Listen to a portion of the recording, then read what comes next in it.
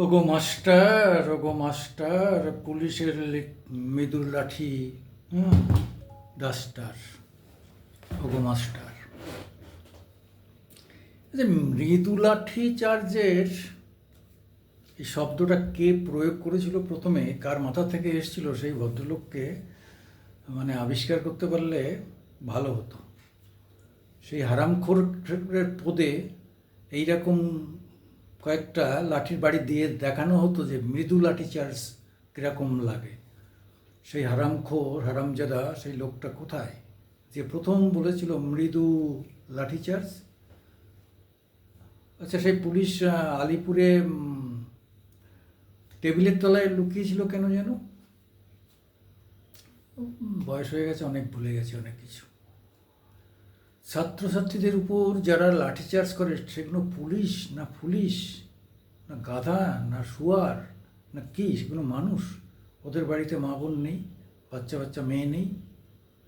হ্যাঁ, মারবো করে আস্ফালন করতে হয়, তাড়া করে যেতে হয়, এইগুলো ঠিকই আছে, ভয় দেখাতে হয়।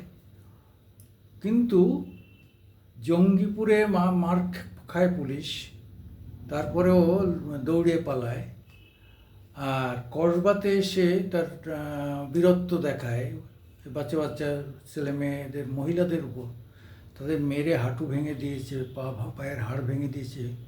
ব্যাপারটা কি? এসব কী হচ্ছে? পুলিশ না পুলিশ, সরকারের বদনাম করা, মুখ পুড়ল কার? মমতার মুখ পুড়ল।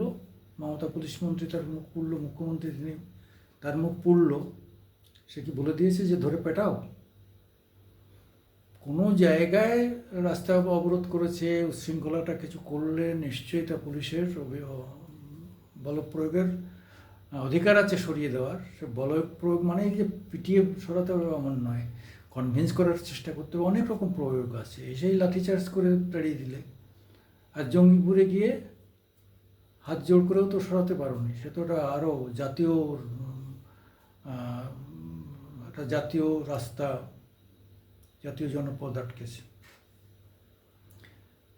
ফলে এখানে পুলিশের এই দ্বৈত ভূমিকা, পুলিশকে যেমন আজকে সব থেকে ঘৃণ্য প্রজাতির প্রশাসক বলা হয়, ঘৃণ্য প্রজাতির প্রশাসক।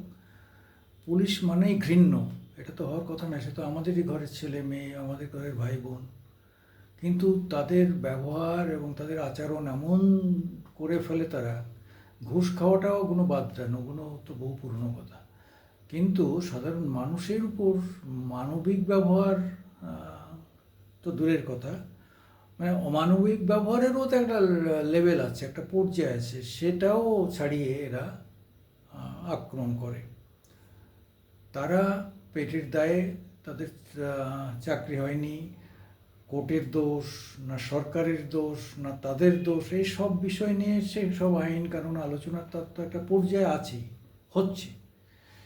এইবার আমাদের দেশে তো গণতান্ত্রিক অধিকার, কেউ তার দাবি নিয়ে রাস্তায় নামতে পারে, রাস্তা অবরোধ করতে পারে, রাস্তায় মিছিল করতে পারে, আটকাতে পারে, স্লোগান দিতে পারে, বক্তব্য রাখতে পারে, সবই তো আমাদের গণতান্ত্রিক অধিকারের মধ্যে পড়ে। আর পুলিশেরও অধিকার আছে যে তাদের বলে কয়ে তাদের সরিয়ে দেওয়া, তাদের সঙ্গে তাদের কনভিন্স করে তাদের সেই কাজ থেকে বিরত করা, এইটাই হচ্ছে পদ্ধতি। কিন্তু আমার হাতে ঘাড়ে বন্দুক আর আছে, আর হাতে লম্বা সেই এই যে প্লাস্টিকের, সে আগে বেতের লাঠি ছিল, এখন প্লাস্টিকের লাঠি হয়েছে, ভিতরে ফবা, মানে সলিড হলে ফুলে যায়, বাইরে থেকে বোঝা যায়, আর এতে ফুলবে না কিন্তু ব্যথাটা বেশি পাবে। মানে বেতের লাঠির থেকে ব্যথা এতে বেশি পাবে। হ্যাঁ, প্রয়োজনে চামড়ার সঙ্গে উঠে যেতে পারে, কিন্তু ওরকম ফুলবে না, গোটা গোটা ফুলবে না, বাইরে দেখা যাবে না বা ফেটে যাবে না। মানে কীভাবে ব্যথা দেবে, কিন্তু সেই ব্যথাটা লুকানোর যে পদ্ধতি প্রকরণ, সেগুলো এরা শিখে রেখেছে। পুলিশ মানেই পুলিশ, কীভাবে নির্মমভাবে আজকে ছাত্রছাত্রীদের পিটিয়েছে। একটা ছেলের পা ভেঙে গেছে, চাকরি তো পেল না, এই পা ভেঙে রয়েছে, এই পা সারাতে তার কত টাকা যাবে আর কতদিন বিছানায় পড়ে থাকতে হবে কে জানে।